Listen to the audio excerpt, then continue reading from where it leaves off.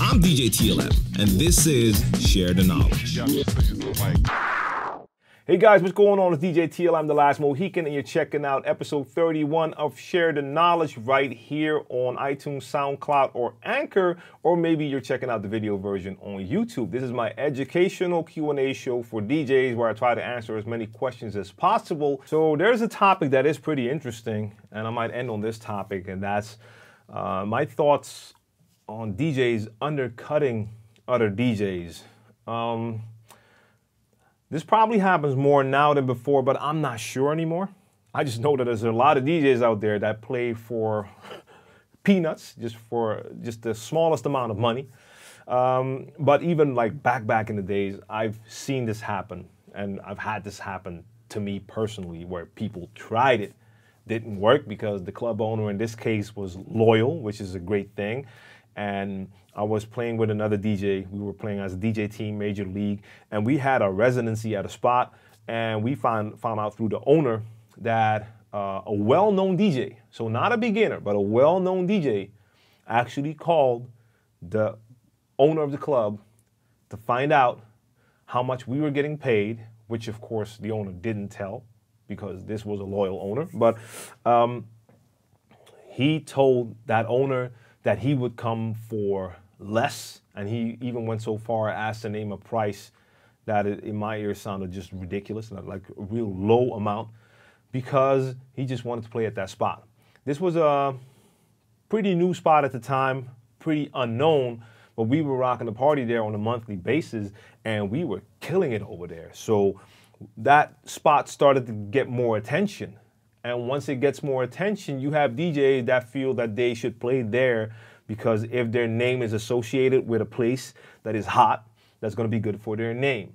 Now, a trend that I've seen happen here in Amsterdam a lot is a lot of DJs I know, and some of you might even be watching, are playing in Amsterdam for just incredibly low amounts. That makes me think like, wait a minute, because these are DJs with quite big names, they play a lot.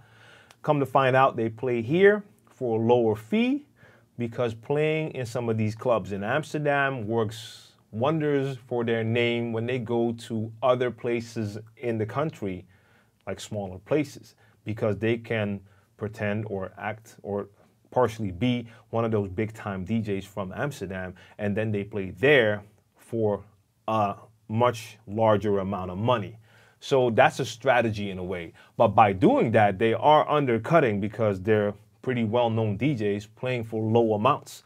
So when other DJs like myself are asked if we want to come and play, and I'm like, sure, and we have to start discussing business, and they name their price, and I'm like, I'm looking for cameras, like, is this for real?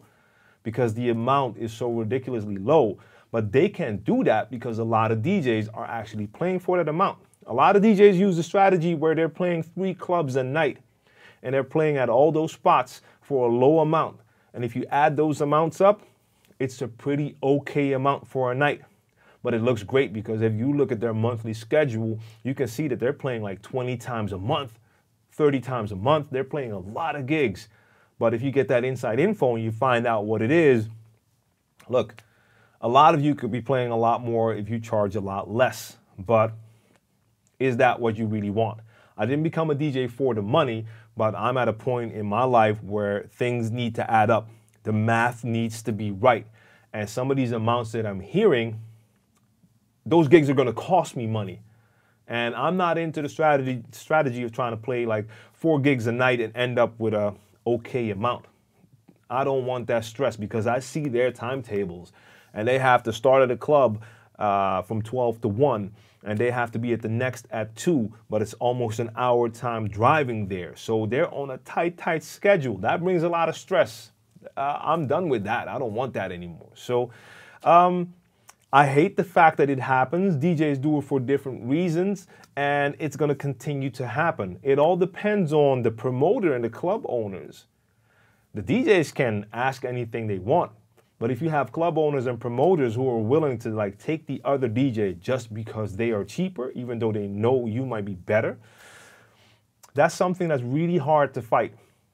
because you're not going to get all of those DJs to lower their price, especially if you have a lot of beginner DJs that can't even charge that much and they're getting the spots too. They're not even undercutting, they're just at a lower price. But if you have owners who just don't really care, they just want to pay the least amount of money for a DJ, that's going to affect you and me. So I don't like it, but I do not see a solution.